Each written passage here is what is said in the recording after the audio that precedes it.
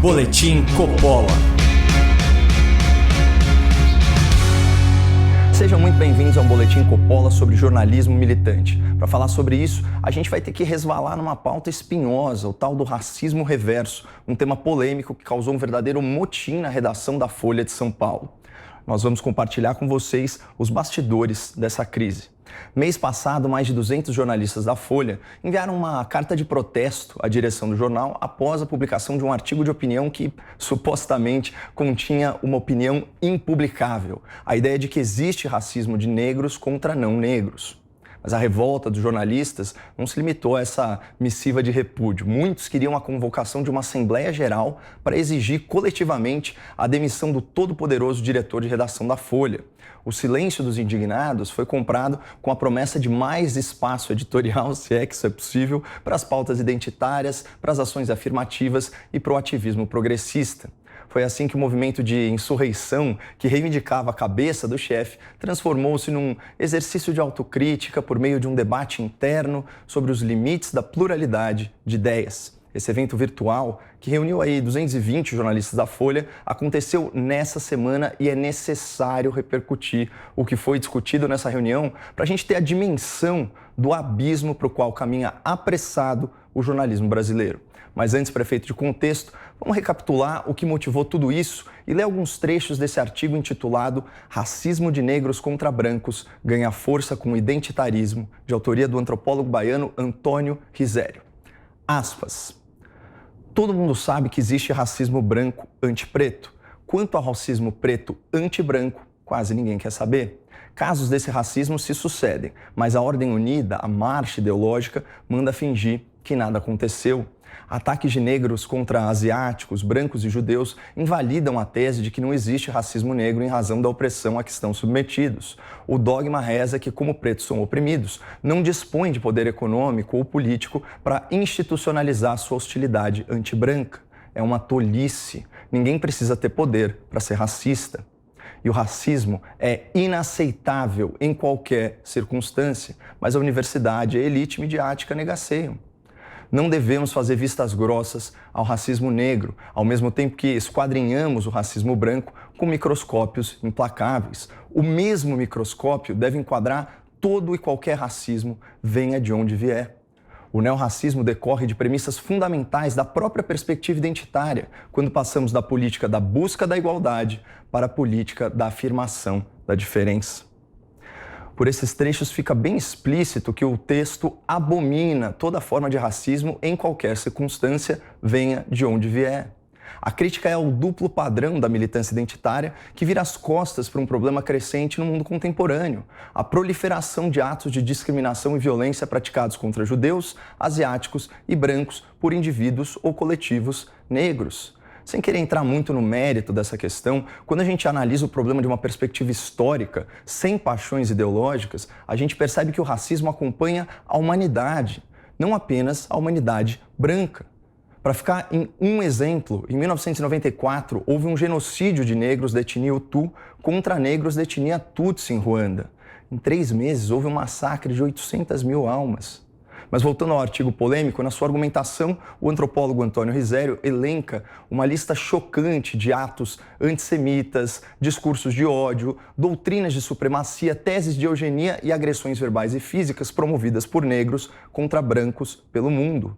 O objetivo de trazer essas informações à tona não é diminuir, muito menos relativizar o sofrimento enfrentado pelas populações pretas na sociedade ocidental, é denunciar um outro problema que existe e tem se agravado.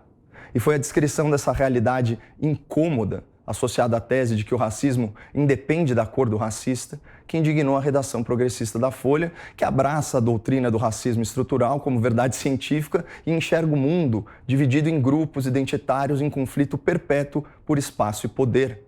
O resultado é a tal carta assinada por mais de 200 de jornalistas. Aliás, essa carta também foi assinada por signatários anônimos. E pode ter certeza que essa nova modalidade de assinar um documento, sem precisar colocar a sua assinatura, vai ser incorporada nas cartas e nos abaixo-assinados da esquerda brasileira de agora em diante. No próximo bloco, a gente comenta a repercussão interna da carta e os bastidores da Assembleia, que debateu os limites da liberdade de expressão e da pluralidade de ideias na Folha, o jornal em que todo mundo pensa igual. Boletim Coppola.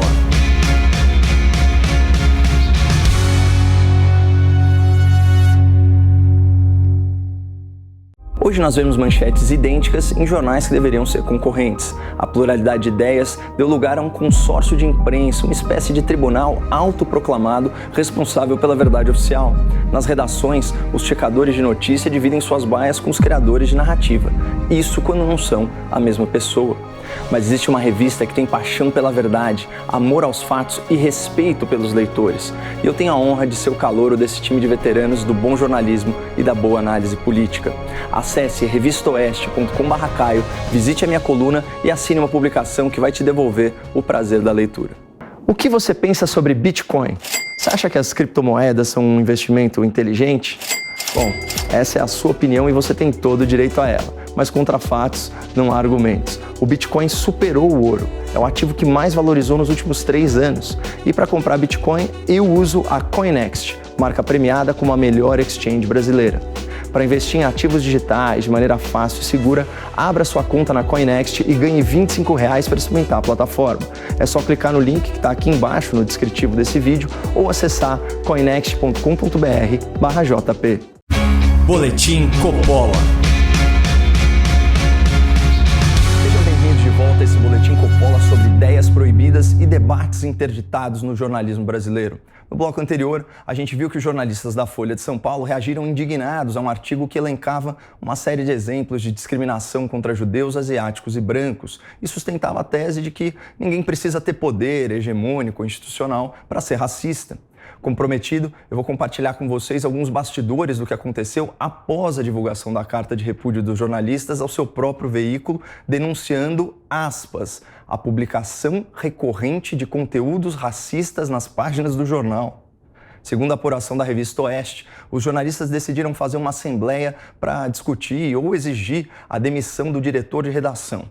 É isso mesmo que você ouviu, uma leve subversão da hierarquia. Os funcionários queriam negociar com o chefe se ele poderia ou não continuar sendo chefe. Isso porque o diretor de redação acertadamente classificou essa carta dos jornalistas como parcial, equivocada e sem fundamento. E até aí tudo bem, porque o militante ideológico, minimamente inteligente, ele conhece a fragilidade intelectual dos seus próprios argumentos e não liga a mínima para a coerência. O que ele quer é transformar o mundo à sua imagem e semelhança. Mas aí o diretor de redação jogou na cara dos líderes do motim identitário que boa parte deles só estava lá justamente por causa das políticas de diversidade da Folha, que criou novas editorias e novos cargos com a finalidade de ser mais inclusiva e promover ações afirmativas. Ofendidos, os novos empregados não hesitaram em aproveitar a oportunidade para morder a mão que os alimenta, confirmando a máxima popular de que quem cria cobra amanhece picado. Ainda segundo a Oeste, os amotinados só recuaram porque o jornal prometeu dar ainda mais espaço para a visão de mundo deles dali em diante.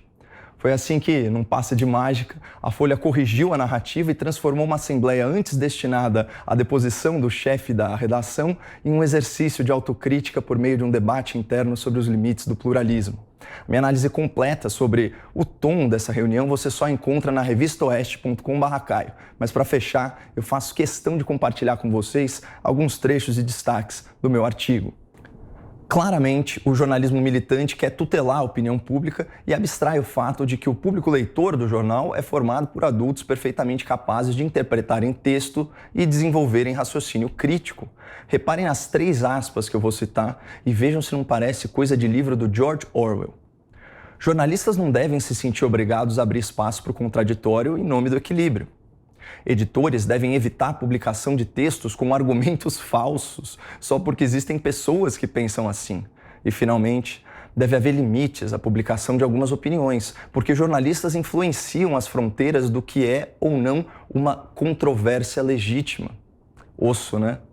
Na Assembleia Digital também foi recorrente o uso da falsa equivalência, aquela falácia que consiste em comparar e nivelar coisas essencialmente distintas. Teve gente falando de teses sociológicas como se fossem verdades científicas, e parecia que admitir a existência de racismo contra brancos era tão grave quanto defender que a Terra é plana. O motim na redação da Folha é mais uma prova da repulsa do jornalismo militante pelo contraditório.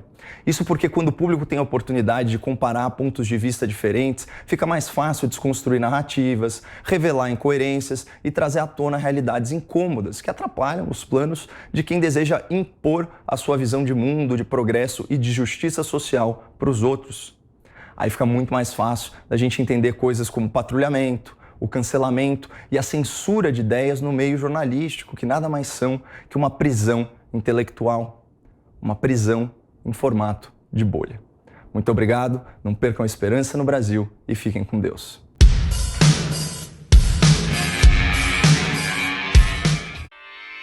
Realização Jovem Pan News.